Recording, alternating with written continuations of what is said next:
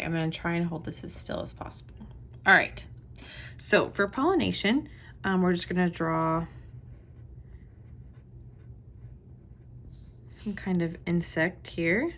Okay, because normally the pollination happens either by an insect, sometimes by a bird, it just depends. But the pollinating process is the bird or the insect, or sometimes even just other animals, just kind of rubbing up against the flower. Okay, they're kind of coming to the flower, and the big deal is they're taking the pollen from the anther and they're transferring it to the stigma.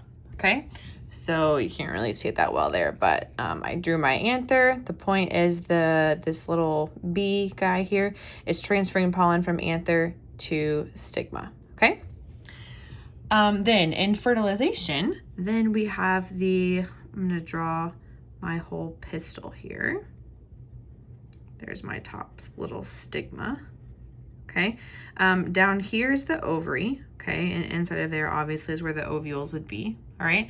Fertilization is when the pollen that was transferred to that stigma, okay, the minute that begins to happen, that one little pollen grain starts growing what's called a pollen tube down the style, which is this, center part here, okay? It grows this pollen tube down the style until it gets all the way down to the ovary. Then the pollen grain, which is carrying the male sex cell, okay, releases that male sex cell. It comes all the way down the tube and unites with one of the ovules in the ovary. Okay, that's fertilization. When the male cell gets to the female cell, that is fertilization. Okay, so pollination is getting the pollen from the anther to the stigma. Fertilization is when those two gametes, male and female cell, when those two sex cells meet up. That's fertilization. Okay. So the minute that ovule is fertilized, okay, this will grow, that ovule, that little itty bitty guy in there, he will grow into a full-blown seed, okay, as long as the flower doesn't die. So what happens next is the flower, the ovary, okay, so like this is, if I were to go back here and draw my flower, okay, this is like all the different, petals. This would be in the middle, then you'd have all the stamens with the filaments and anthers and all that stuff, okay? So there you go, now you can see it. So that ovary, which is like this big kind of bulge at the base of the style, okay? Once it's fertilized, that ovary begins to grow, okay?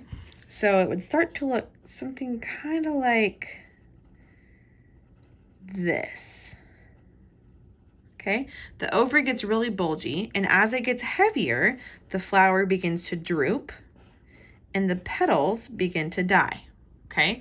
They're kind of starting to wilt. Not because they're, that's not a bad thing. That means they've done their job, because what's inside of here is growing. And as it grows and gets bigger and bigger, juicier and juicier, it gets heavy, and that flower that used to stand kind of up like this is now starting to flop because the ovary is getting so much heavier, okay? That's the third stage. The fourth stage, the ovary continues to grow and the petals and stamens fall away. So let me see if I can do this without. Ovary gets kind of bigger, okay? And the petals and stamens kind of fall away. So I'm going to draw some wilted petals down here, like they've kind of fallen off. Draw some wilted stamens, okay, because they're done with their job, okay? So the ovary is getting to be obviously heavier and heavier. Inside of there, the ovules are continuing to grow. In stage 5, the ovary becomes the mature fruit or vegetable, or sometimes even the nut, okay? So now the petals and stamens are no longer in the picture, and we have just the stem holding the fruit.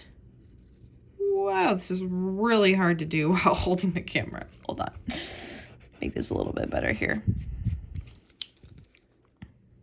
Okay, so this is my version of bell pepper.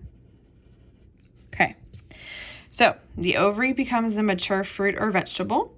And then once the ovary is mature, almost simultaneously, the seeds mature and contain a tiny little plant. So if we were to cut into this bell pepper, like what you're seeing here,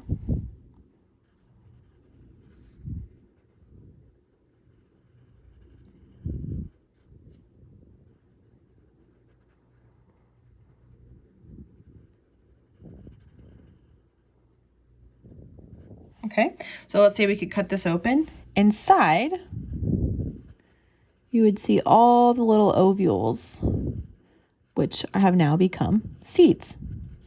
Okay, and then if that flower were to be eaten by another animal or even just dropped to the ground and the bell pepper were to begin decomposing, once those seeds hit ground where they can grow, those will grow into a brand new bell pepper plant.